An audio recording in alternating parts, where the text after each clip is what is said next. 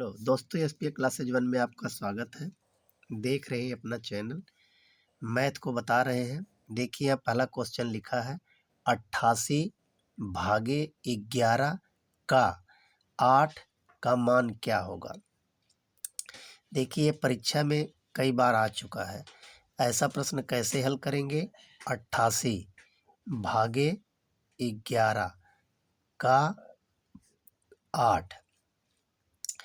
तो अगर हम यहाँ डायरेक्ट हल करते हैं तो 88 भागे 11, 11 से भाग दे देंगे तो कितना बार जाएगा, 8 बार। गुणे का मतलब गुणे है, 8 64, ये 64 आएगा। ये आपका क्वेश्चन गलत है। देखिए लगाएंगे कैसे तब यह सही होगा।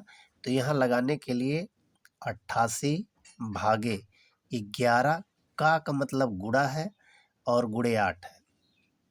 तो यह भागु जोग का प्रश्न है। 64 उत्तर में दिया हुआ गलत है। भागु जोग का प्रश्न है तो का को पहले तोड़िए।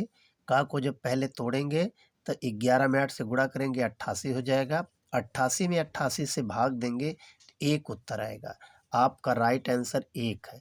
इस आधार पर अगर लगाएंगे तो आपका उत्तर सही होगा। इस तरीके से उत्तर 1 आएगा। देखिए अगला क्वेश्चन। देखिए दोस्तों यहाँ दूसरा क्वेश्चन दिया हुआ है। कोई धन 15% की दर से 7 वर्ष में 1050 रुपया हो जाता है तो मूलधन क्या है। मूलधन का सूत्र क्या है।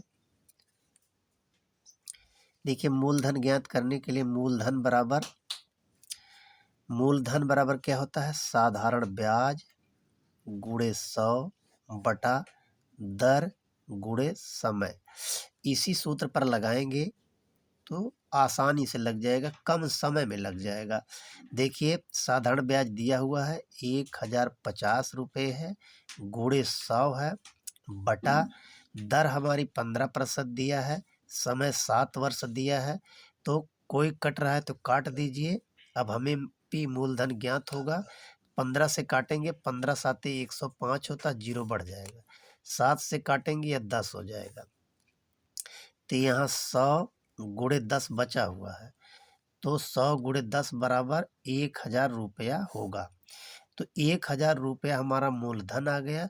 तो विकल्प नंबर 3 में देखिए दिया हुआ है 1000 रुपया। विकल्प नंबर 3 सही है।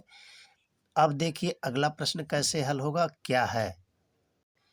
देखिए अगला क्वेश्चन है, क्वेश्चन नंबर 3 है। दिया हुआ है ए किसी काम को 10 दिन में करता है। देखिए यहाँ क्वेश्चन दिया हुआ है ए किसी काम को 10 दिन में, बी उसी काम को 15 दिन में करता है। दोनों ने काम शुरू किया, 2 दिन बाद ए काम छोड़कर चला गया। शेष काम बी कितना दिन में करेगा। शेष काम बी के बारे में पूछ रहा है। अब देखिए कोई काम ए है और बी, 2 पर्सन है।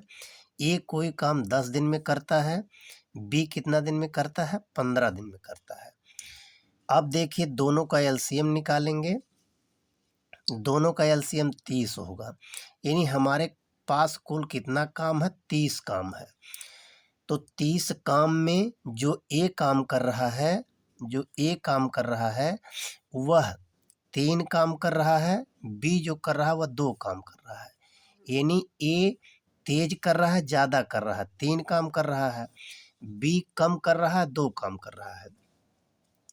अब इनके बारे में पूछ रहा है, ए के बारे में कि ए 2 दिन बाद काम छोड़कर चला गया।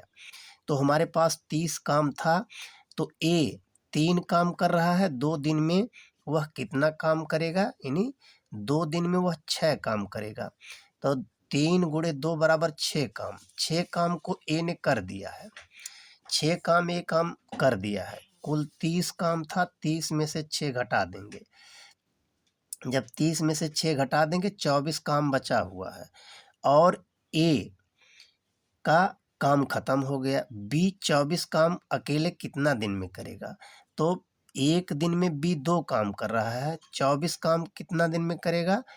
तो ये काट देंगे, 24 बटा 2 हो जाएगा, काट देंगे तो 12 दिन में करेगा। तो यहाँ पूछा है शेष काम बी कितना दिन में करेगा। शेष काम बी कितना दिन में करेगा, ए के साथ वह 2 दिन काम किया है तो 2 दिन घटा देंगे। शेष काम 10 दिन में करेगा। कितना दिन में करेगा, शेष काम 10 दिन में करेगा। चूंकि बी, ए का काम अगर निकाल दिया गया तो बी काम 12 दिन में कर रहा है। ए और बी दोनों मिलकर 2 दिन काम किए हैं, तो जब दोनों दिन काम किए हैं तो दोनों मिलकर के जो काम किए 2 दिन खत्म हो गया।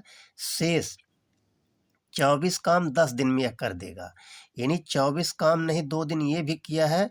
तो इसको देखिए कैसे और हल कर सकते हैं। यहाँ दोनों मिलकर 5 काम करेंगे, तो 2 दिन काम किए हैं तो 5 दूनी 10 काम हमारे पास खत्म हो गया। कुल टोटल काम कितना था, टोटल काम 30 था, 30 में से 10 हो चुका है, ए और बी मिल कर किए हैं। 20 काम बचा हुआ है। 20 काम कितना दिन में बी करेगा, बी को करना है, तो बी 2 काम कर रहा है, 20 काम करने के लिए 10 दिन चाहिए। देखिए इस तरीके से भी लग सकता है और इस तरीके से भी लग सकता है। जो मेथड आपको पसंद आया है उस तरीके से लगाइए। ये बहुत महत्वपूर्ण क्वेश्चन है, इसको इम्पोर्टेंट की श्रेणी में रख दीजिए, यह परीक्षा में श्योर आ सकता है। वीडियो अगर अच्छी लगी है तो लाइक एवं सब्सक्राइब कर दीजिए। धन्यवाद।